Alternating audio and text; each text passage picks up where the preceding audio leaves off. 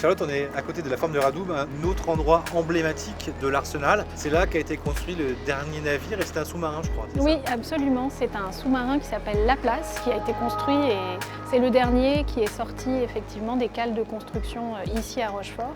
Parce qu'effectivement, l'arsenal de Rochefort, en 1927, ait pris la décision d'arrêter les activités de construction navale. Et cette première date, qui va d'ailleurs mettre un coup d'arrêt à l'activité générale de l'arsenal, va être suivie d'une seconde date, 1949, où là, l'arsenal ferme ses portes.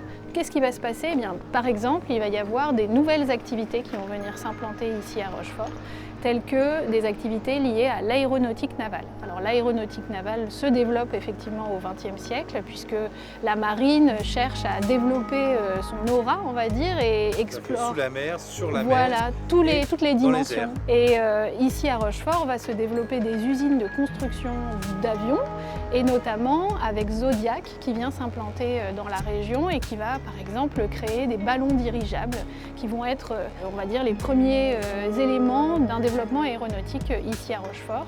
Il y a également des hydravions par exemple qui vont être construits ici et c'est une activité qui continue puisque à l'heure actuelle on a encore une activité de construction d'avions ici à Rochefort.